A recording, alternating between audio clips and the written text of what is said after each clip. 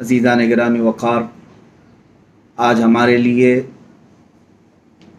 اہل سنت و جماعت کے لیے ایک بہت ہی افسوسناک خبر ہے اور دکھ بھرے لمحات کا ہمیں سامنا کرنا ہو رہا ہے، اس لیے کہ سرخیل امت سپہ سالار اسلام امیر المجاہدین حافظ و قاری علامہ خادم حسین رضوی رحمۃ اللہ تعالی علیہ اس دار فانی سے کوچ کر چکے۔ انا للہ و انا الیہ راجعون۔ وہ ایک ایسی عظیم ہستی تھے جنہوں نے لاکھوں مسلمانوں کے دلوں میں عشق رسالت کی شمع روشن کی ہے۔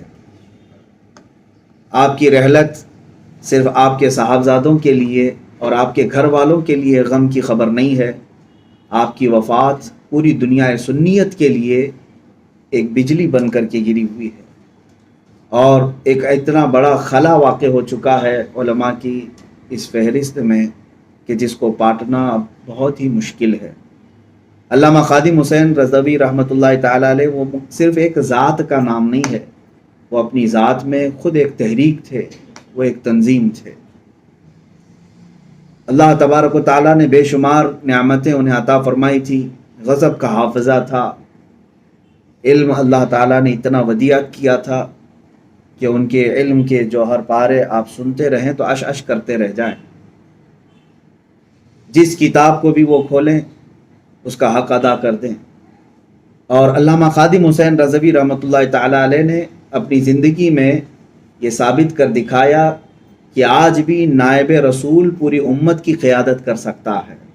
جن لوگوں نے علماء اور مولوی اس طرح کے الفاظ کہہ کر انہیں اپنے میدانوں سے اور سیاست سے دور رکھا، ان سے میں ایک بات پوچھوں گا کہ ایک خادم حسین تمہاری پارٹیوں میں سے لا کر کے دکھا دو جو عشق رسالت معاب صلی اللہ تعالیٰ علیہ وسلم کا ایسا جام اپنے سینے میں رکھتا تھا کہ لوگ جو اس کی محفل میں بیٹھ جائیں وہ پھر ایسے پکے عاشق رسول بن کر نکلتے تھے کہ ان کا صرف اور صرف ایک ہی جذبہ رہ جاتا تھا، وہ جذبہ شہادت ہے۔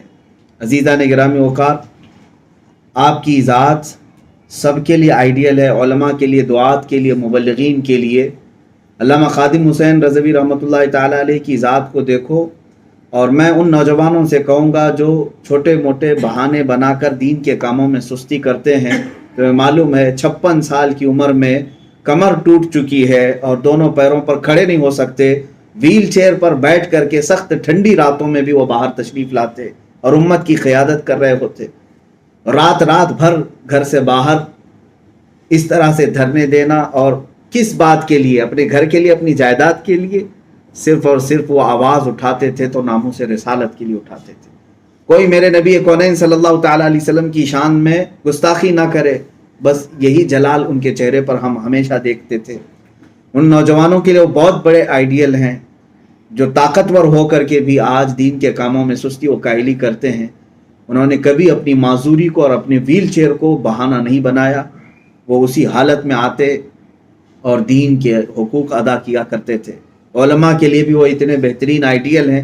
آج میں فخر کے ساتھ یہ بات کہہ سکتا ہوں میرے عزیزوں کہ علماء کو اگر اس زمانے میں کسی نے سیاست کیا ہے یہ سکھایا ہے تو علامہ خادم حسین صاحب رحمۃ اللہ علیہ کی ذات ہے۔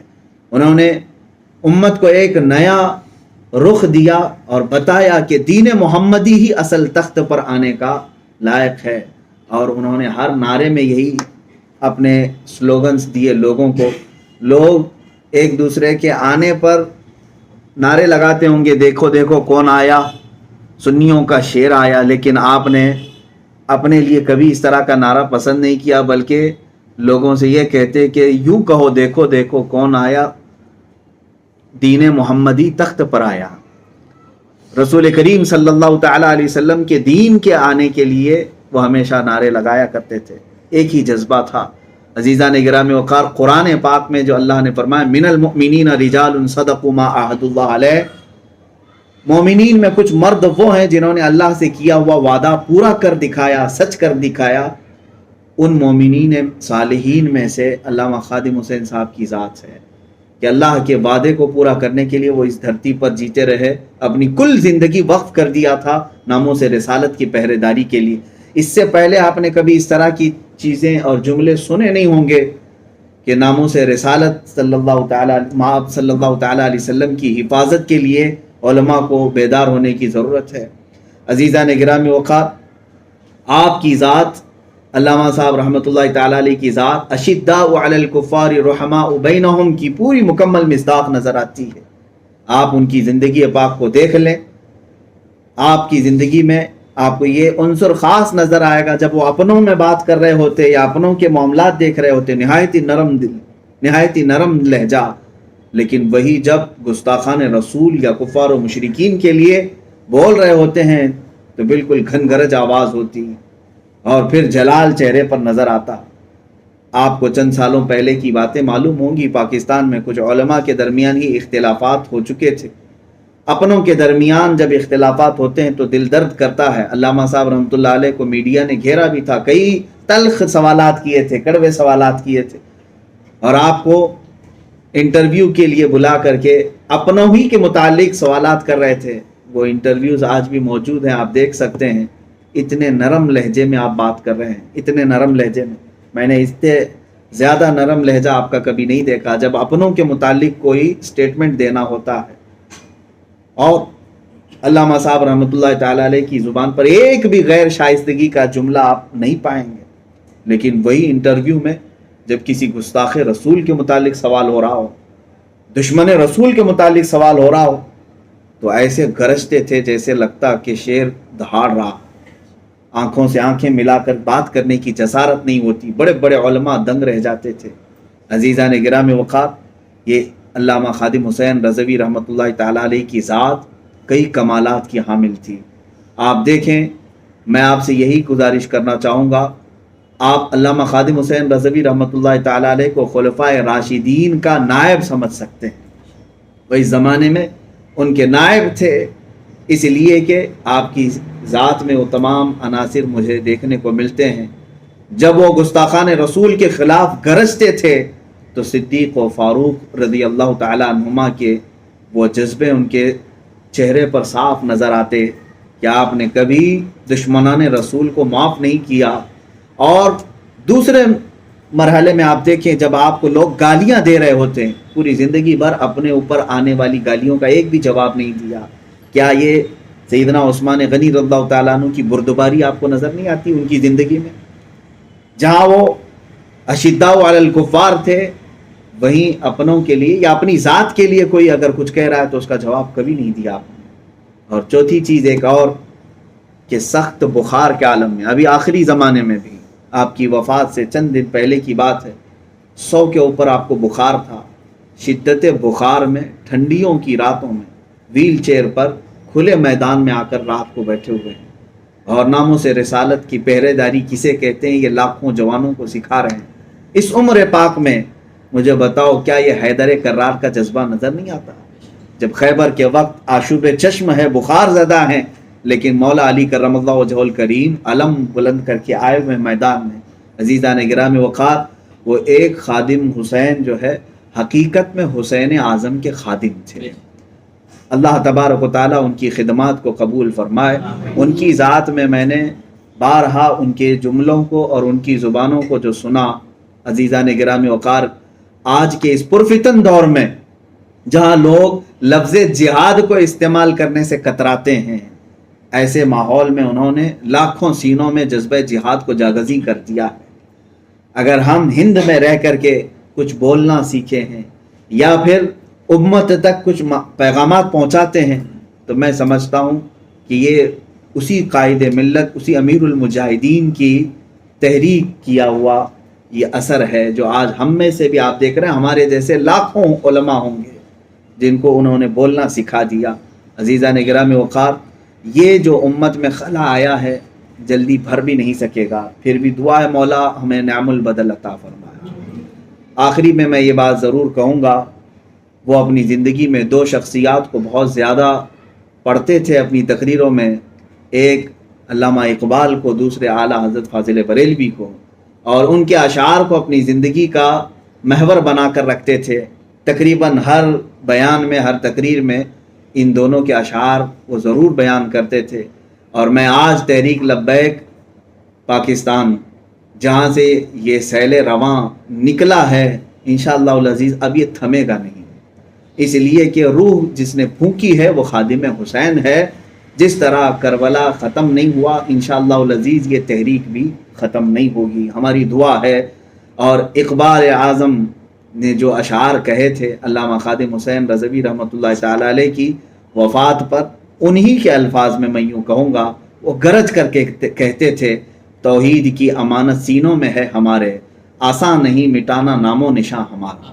وہ یوں کہتے تھے گرج کر کے، باطل سے دبنے والے اے آسمان نہیں ہیں ہم، باطل سے دبنے والے اے آسمان نہیں ہیں ہم، 100 بار کر چکا ہے تو امتحان ہمارا، اے گلستان اندلس وہ دن ہے یاد تجھ کو، اے گلستان اندلس وہ دن ہے یاد تجھ کو، تھمتا نہ تھا کسی سے سیل رواں ہمارا۔ اور یہ سیل رواں انشاءاللہ نکل پڑے گا۔ آخری جملہ جو آپ کی زندگی پاک کا ہے وہ ہم سب کے لیے میسج ہے، تمام سنیوں کے لیے، جو علامہ خادم حسین صاحب کی زندگی کی عکاسی کرتا ہے۔ اعلیٰ حضرت کا شعر جس کے لیے وہ پوری زندگی وقف کر چکے تھے، وہ شعر ہے، انہیں جانا انہیں مانا نہ رکھا غیر سے کام، للہ الحمد میں دنیا سے مسلمان گیا۔ اللہ تعالی ہمیں ایسی موت عطا فرمائے کہ عاشق رسول کی موت، ادھر جیسے اعلیٰ حضرت فاضل بریلوی رحمۃ اللہ تعالی علیہ نے فرمایا ہے کہ عرش پر دھومیں مچیں کہ وہ مومن صالح ملا، فرش پر ماتم اٹھا کہ وہ طیب و طاہر گیا۔ دنیا یہ کہے عزیزان گرامی وقار، موت اس کی جس کا کرے زمانہ افسوس، یوں تو یہاں سبھی آئے ہیں مرنے کے لیے۔ آج ہم دیکھ رہے ہیں کہ پوری دنیا سنیت سوگوار ہے، ایک خادم حسین کی رحلت پر ہزاروں کی آنکھیں بھیگی ہوئی ہیں۔ جنہوں نے انہیں کبھی سامنے سے دیکھا نہیں، وہ بھی دور بیٹھ کر کے آج ان کے غم میں رو رہے ہیں۔ یہ کیسی محبت تھی؟ یہ عشق رسالت کی محبت تھی۔ ان کے سینوں سے نکلی ہوئی یہ روشنیاں جو لاکھوں کے دلوں میں آج داخل ہو چکی ہیں اور آنکھوں سے آج نظر آ رہی ہیں۔ میں نے بہت سارے نوجوانوں کو روتے دیکھا ہے ان کی ذات کے لیے۔ یقیناً میرے عزیزو، اللہ تعالیٰ جب کسی کی محبت دلوں میں ڈالتا ہے تو یہ عشق رسالت کی وجہ سے ڈالتا ہے۔ ہم دعا یہی کریں گے۔ اور ایک بات یہ بھی ہے، امام احمد بن حنبل رحمۃ اللہ تعالی علیہ کا وہ جملہ مجھے یاد آتا ہے، آپ نے فرمایا تھا، اے لوگو تم دیکھنا ہمارے جنازے فیصلہ کریں گے کہ حق پر کون تھا باطل پر کون تھا۔ آج علامہ خادم حسین رضوی رحمۃ اللہ تعالی علیہ کا جنازہ دیکھنے والے فیصلہ کر لیں گے، ان کی موت پر، ان کی رحلت پر۔